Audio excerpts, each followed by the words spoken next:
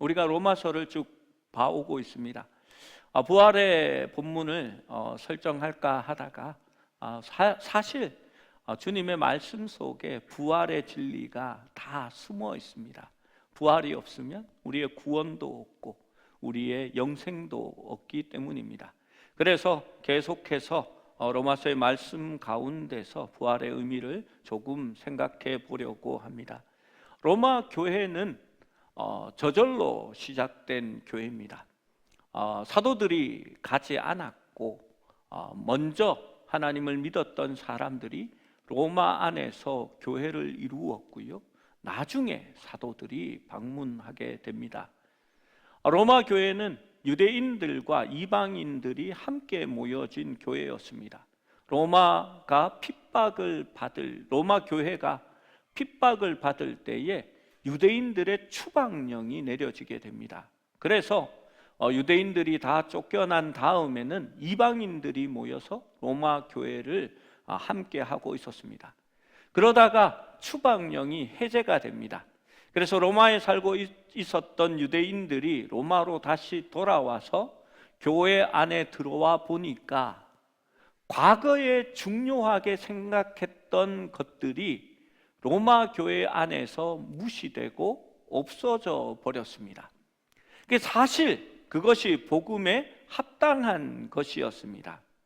유대인들은 복음이 자기들의 것이라고 생각했습니다. 하나님이 우리 민족을 구원하시려고 우리 민족을 통해서 예수님이 오셨고, 하나님께 구원받는 백성이 되려면 율법을 지키고 할례를 받아야 하나님께 구원받는다라는 그런 생각을 하고 있었습니다. 그래서 율법을 지키는 그 행위를 중요하게 여겼습니다. 그러나 바울은 우리가 이전 주일에 보았듯이 어떤 행위도 구원을 받는 데 있어서 요구되지 않고 오직 믿음만으로 구원을 얻는다라고 주장합니다. 누구의 주장이 옳은지 확정하기 위해서 바울은 아브라함을 소환합니다. 여러분, 이건 정말 절묘한 한 수입니다. 유대인들은 아브라함이 다 자기의 조상이요, 자기의 선조요, 자신의 아버지라고 생각하는 겁니다. 그래서 그러면 니네 아버지한테 한번 물어보자. 그 아버지는 어떻게 구원을 받았는지, 성경이 무엇라고 얘기하는지 살펴보자라고 이야기하는 것입니다. 유대인들은 스스로 아브라함의 후손이요, 아브라함에게 하나님께서 너의 후손이 큰 민족을 이루고 하나님이 주신 땅에서 복을 받게 하셨다라는 언약이 이루어져서 자기가 한 나라가 되었다라고 믿고 있습니다. 그러면 아브라함은 의로운 사람인가? 그의 의롭다 하심은 행위에서 나왔는가 아니면 믿음에서 나왔는가라는 것을 바울이 살펴보자라고 얘기하는 겁니다. 창세기 15장 6절 말씀을 바울은 예를 들어 가져옵니다. 한번 읽어보겠습니다. 시작. 아브라함이 여호와를 믿으니 여호와께서 이를 그의 의로 여기시고. 분명히 성경은 아브라함이 순종했기 때문에, 그가 율법을 지켰기 때문에, 아브라함이 할례를 행했기 때문에 그가 의롭다라고 하지 않고 여호와를 믿으니 여호와께서 그를 의롭다 여기시고라고 기록합니다. 여러분, 여기서 중요하게 우리가 방점을 찍는 것은 의로 여기다라는 말입니다. 의로운 것이 아니라 의로운 것으로 여긴다라는 말입니다. 여기에서 아브라함의 믿음은, 아브라함이 여호와를 믿었는데 그의 믿음의 대상은 여호와 하나님입니다. 그러나 믿음의 내용은 12장 1절에서 3절까지에 기록되어 있습니다. 창세기 12장 1절에서 3절 말씀도 같이 읽어보겠습니다.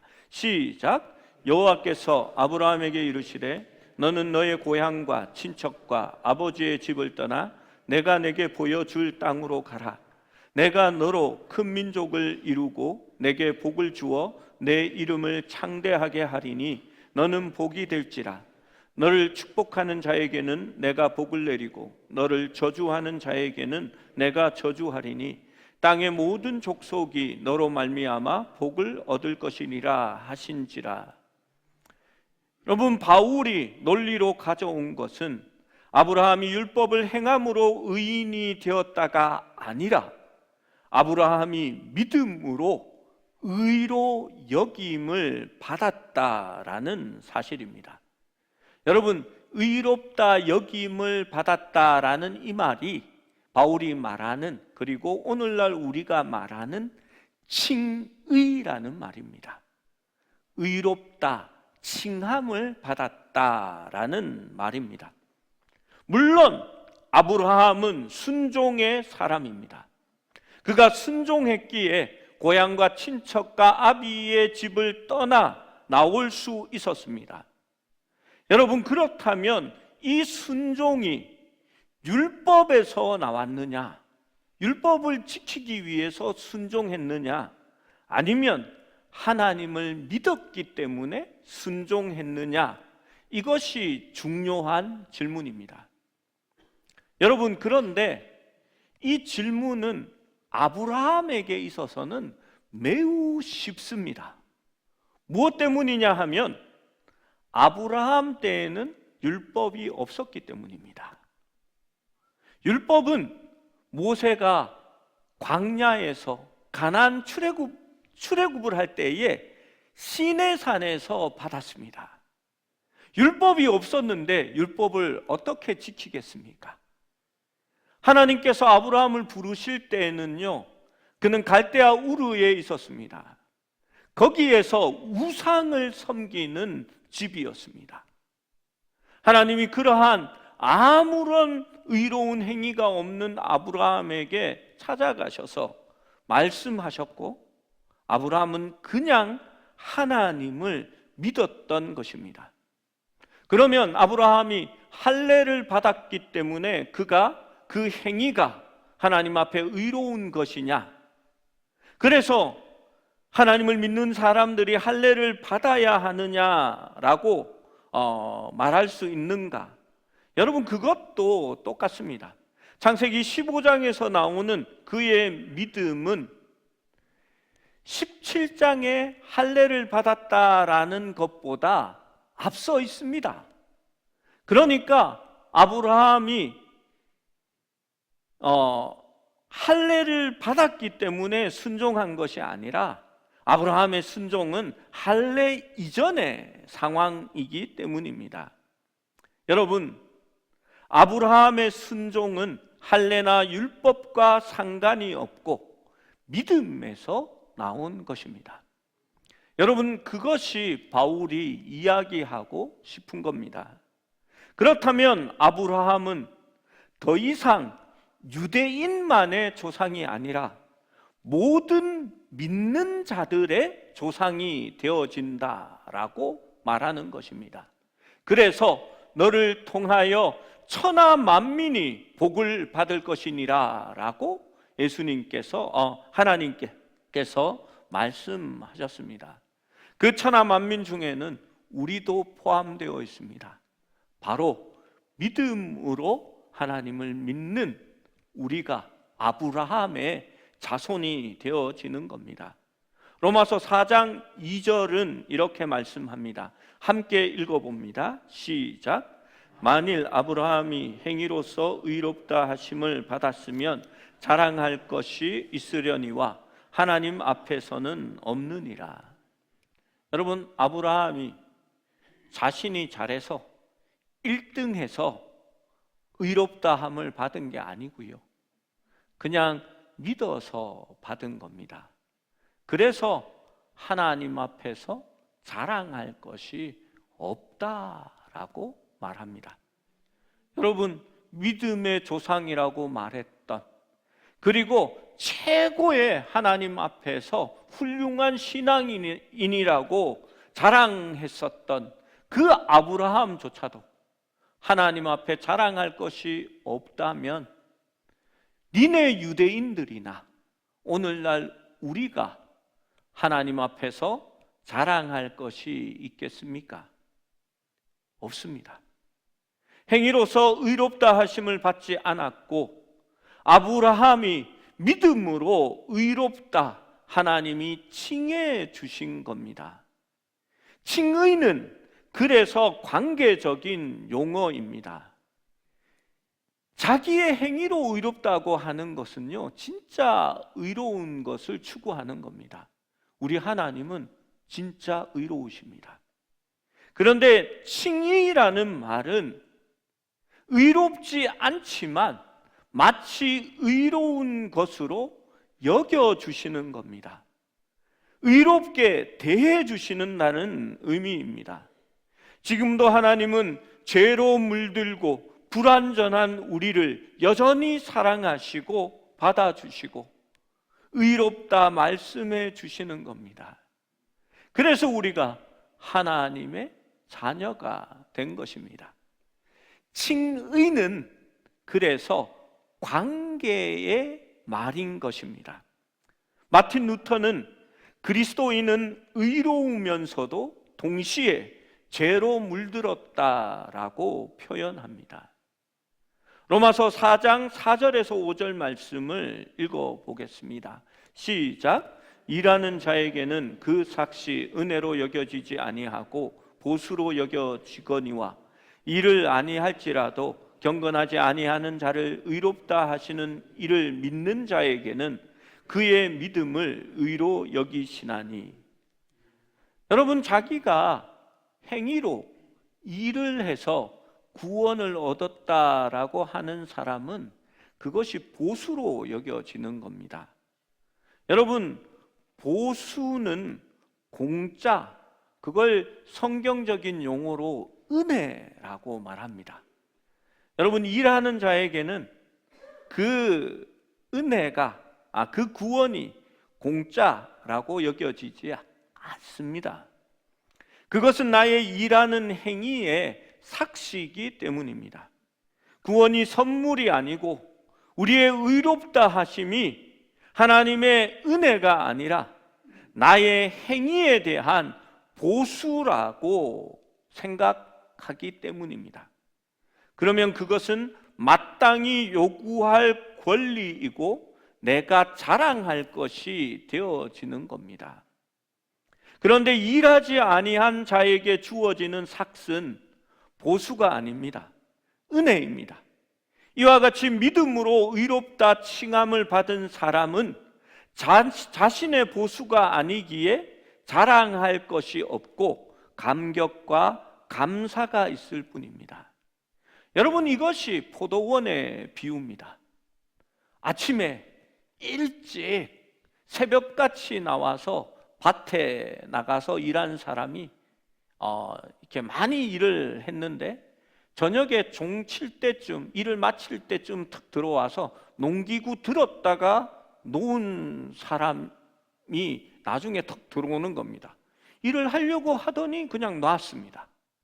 그런데 임금을 나누어 주는데 새벽에 온 사람은 한 데나리온을 받고 내가 한 데나리온 받았으니까 쟤는 이렇게 데나리온에 묻은 먼지만큼 받지 않겠어? 이렇게 생각하고 있는데 똑같이 한 데나리온을 주는 겁니다.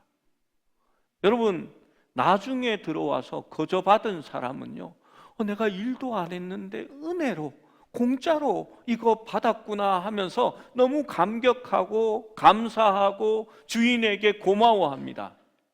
그런데 새벽에 일찍 들어와서 일한 사람은 나는 일을 정말 많이 했는데 왜 이것밖에 안 줘? 라는 생각을 가지는 겁니다. 무엇입니까? 한 사람은 은혜로 받은 것이고 한 사람은 내가 일했기 때문에 마땅히 받아야 하는 보수라고 생각했기 때문입니다. 여러분, 오늘 바울이 말하는 것이 그것입니다. 너희 유대인들은 일했기 때문에, 우리가 행위가 있기 때문에 그것이 마땅한 보수라고 생각하지만, 하나님의 구원은 너희가 의롭기 때문에, 행위가 있기 때문에 주어지는 것이 아니고, 그냥 의롭지 않은 너희들을 의롭다 칭해 주시는 하나님의 은혜로 말미암은 것이다 라고 말하는 겁니다. 그게 하나님의 교회 안에 있는 우리의 자세입니다. 여러분, 제가 목사라서 조금 더 먼저 오래 일한 것 같습니다. 그리고 열심히 일한 것 같습니다. 그러면 저의 권리가 대단해지는 겁니까? 니네들 구원하고 나의 구원은 달라! 막 이렇게 말할 수 있을까요? 절대 아니라는 겁니다. 자랑할 수 없다라고 얘기합니다. 그래서 천주교처럼 사제들만 천국에 가고 평신도는 연옥에 간다라고 말하는 건 옳지 않습니다.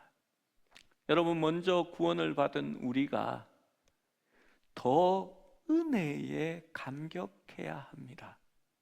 하나님이 우리를 불러주셨는데, 하나님이 저들도 불러주시면, 저들도 그 은혜를 받으면 하나님의 사랑을 알게 될 텐데 라는 마음이 있어야 되는 겁니다.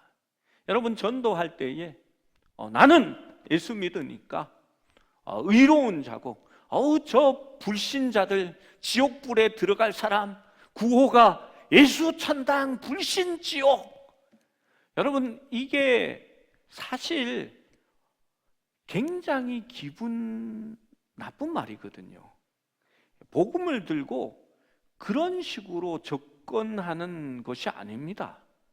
믿을래, 믿지 않으면 칼을 받을래, 이런 말이잖아요. 그건 하나님의 은혜를 전하는 방법이 아닙니다. 여러분, 그럴 수 있는 자격이 없기 때문입니다. 나는 여전히 죄인입니다. 그리고 하나님이 제가 믿음으로 말미암아 그냥 의롭다 칭해 주신 겁니다.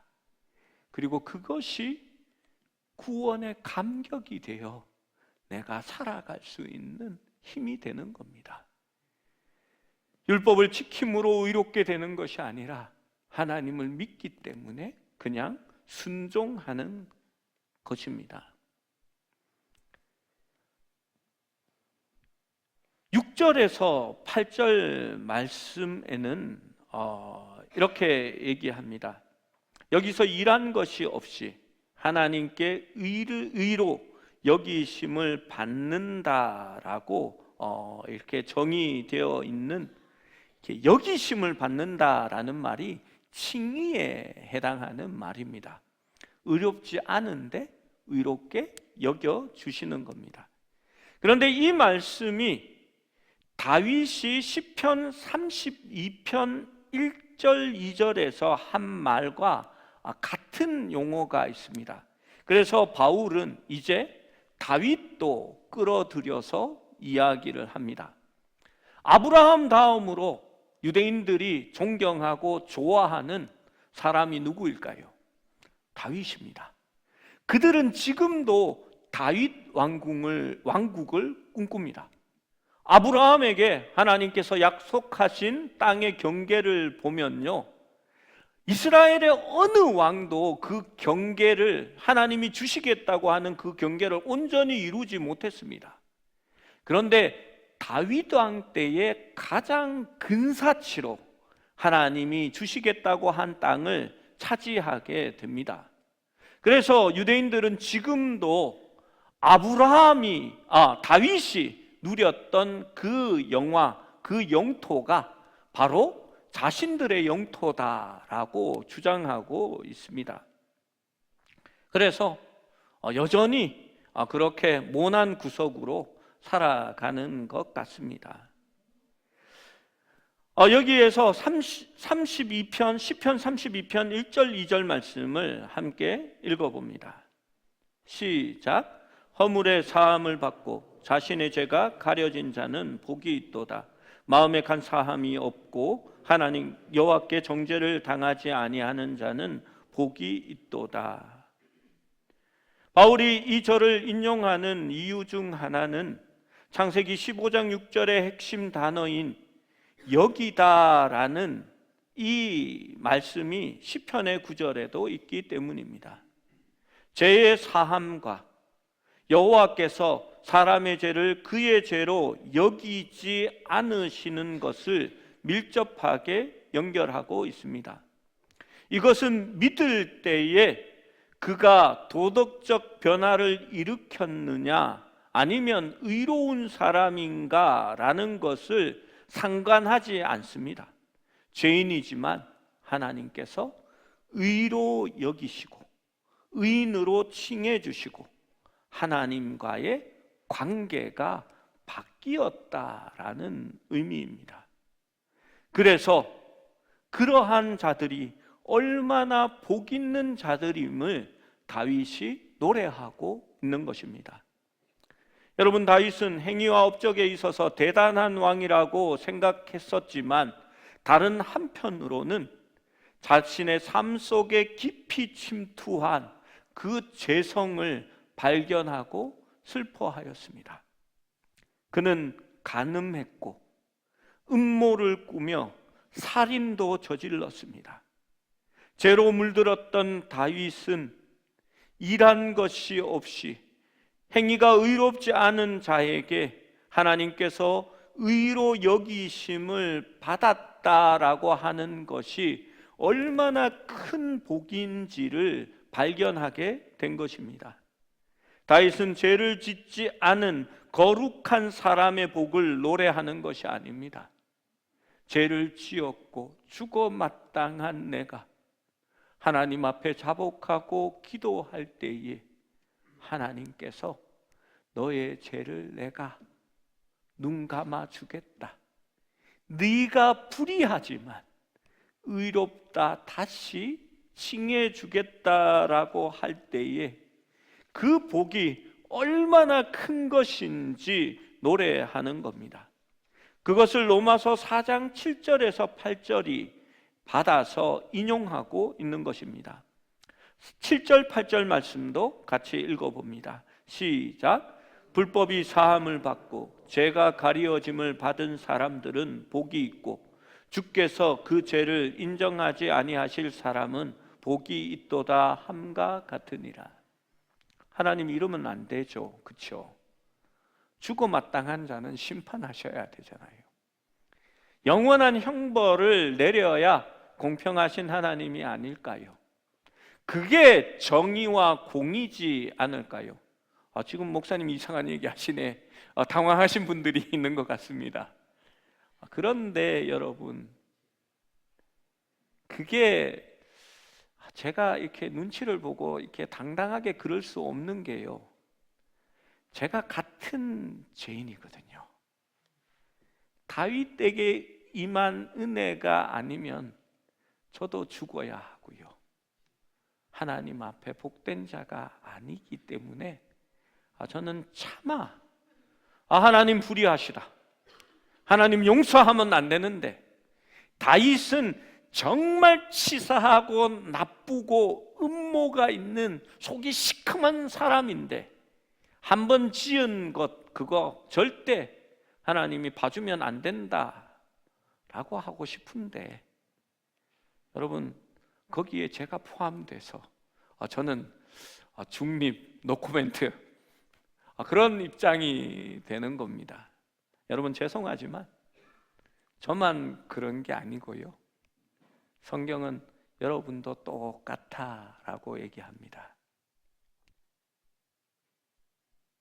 그 공의를 이루시기 위하여 하나님께서 죄 없으신 예수님에게 모든 죄의 저주를 씌운 겁니다. 그분이 우리의 모든 죄를 지시고 하나님과 화목하게 하시려고 화목 제물이 된 것입니다. 여러분, 그래서 우리의 구원에는 자랑이 없습니다. 나도 하나님의 은혜로 말미암아 죽어 마땅한데 하나님이 의롭다 칭해 주셨기 때문입니다. 여러분, 그러한 의미에서 제발 좀 용서 좀 하십시오. 그 마음에 품고 이렇게 해가지고 끝까지 이렇게 골뱅이 속처럼 이렇게 꼬여 있는 분들이 있는데요. 여러분이 그럴 처지가 아니라니까요. 여러분이 죽을 수밖에 없고 그 죄의 빛이 1만 달란트인데 우리 예수님이 그것을 사해 주셨다니까요. 눈치가 있으면 거기서 사해 주시면 안 됩니다. 하나님 그냥 확 번개를 내려가지고 해야 되는데 하나님 그런 식으로 용서해 주시면 안 됩니다. 둘째가 탕자가 돌아왔는데 아버지께서 왜 그걸 받으십니까? 아버지의 가산을 다 탕진하고 저 밖에 나가서 음란한 여자들과 놀아나면서 모든 것을 없애버리고 이제 거지가 되었는데 그게 아버지 자식이라고 받아줘야 됩니까? 아버지 그거 받아주면 또 내 몫을 떼다가 둘째에게 줄 거 아닙니까? 그렇게 말하고 싶은 겁니다. 여러분, 진짜 탕자는 돌아온 둘째가 아니라 하나님 집 안에 있었던 첫째가 진짜 탕자가 되는 겁니다. 여러분, 유대인들이 복음을 자랑하고 이방인들을 정죄하며 율법을 따라야만이 의인이라고 말하는 그 자체가 하나님 앞에 교만이고 구원을 자기의 행위로 받았다라고 착각하는 겁니다. 여러분, 예수님의 은혜에 모르는 척하고 묻어가야 됩니다. 남을 정죄할 때에 괜히 나서서 죽여야 됩니다 라고 하는 게 아니라 용서해주면 저도 거기에 좀 끼어들면 안 될까요? 이런 긍휼한 마음으로 우리가 살아가야 되는 겁니다. 여러분, 먼저 용서받은 은혜가 뭘까요? 안 믿으면 죽어 불신지옥 칼을 대는 게 아니라요. 주님, 저 사람 용서해주면 내가 용서받은 것처럼 나도 그 안에서 구원을 같이 얻겠습니다 라는 그러한 마음이 되어야 될 줄로 믿습니다. 우리의 칭의가 경건하지 아니한 죄로 가득한 사람들에게 영향을 미친다라는 것을 다시 생각해 볼 수 있습니다. 여러분, 그러한 믿음의 내용에는 우리를 위한 주님의 십자가와 부활이 있습니다. 의롭다 하심을 받았다라는 것은 하나님과 올바른 관계가 맺어지게 된 것입니다. 그리스도 예수 안에 있는 구속을 통하여 은혜로 말미암아 선물을 누리게 된 것입니다.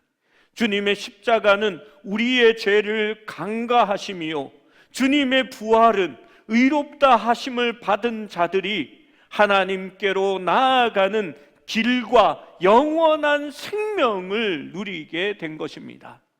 그래서 주님의 십자가와 부활을 분리할 수도 없고 그 부활이 우리에게 생명과 길이 되어 주시는 겁니다.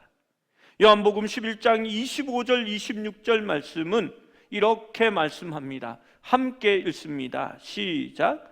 예수께서 이르시되 나는 부활이요 생명이니 나를 믿는 자는 죽어도 살겠고 무릇 살아서 나를 믿는 자는 영원히 죽지 아니하리니 이것을 내가 믿느냐? 이것이 우리의 믿음의 내용입니다. 여러분, 뭘 믿는지 바로 알아야 진짜 믿음이 생기는 겁니다. 많은 사람이 믿습니다, 믿습니다. 개그 콘서트를 봐도요, 교회 흉내를 내면 믿습니다, 아멘, 믿습니다, 막 이렇게 흉내를 냅니다. 그런데 여러분, 뭘 믿는 겁니까? 내가 부자가 되는 거? 내가 10,000명 넘는 교회의 담임 목사가 되는 거? 그걸 믿는 겁니까? 아니요. 오직 믿음으로 의롭다 하심을 얻었다라는 것을 믿는 겁니다. 그게 하나님의 은혜임을 깨닫는 것이 우리의 진짜 믿음인 것입니다.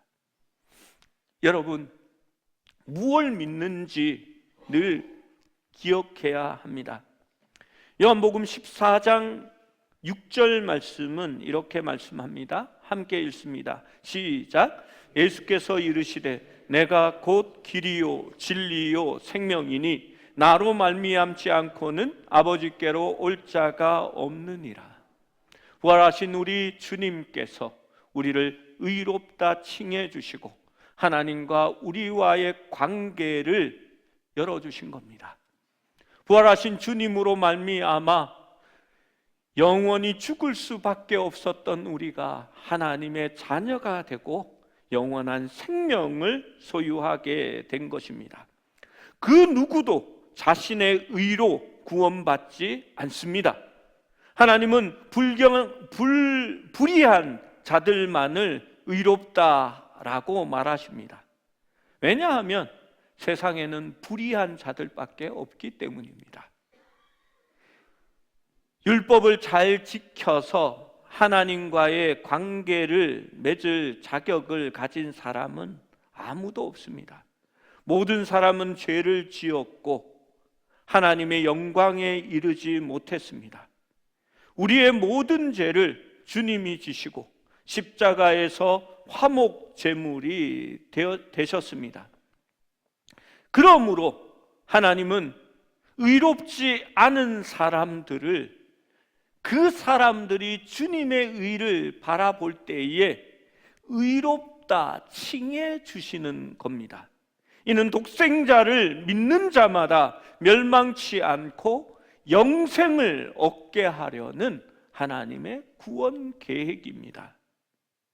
여러분, 사실 우리는 죄의 저주를 받은 자여 내게서 떠나 영원한 불 속으로 던져지라라는 거절과 단절을 받은 그러한 사람들입니다.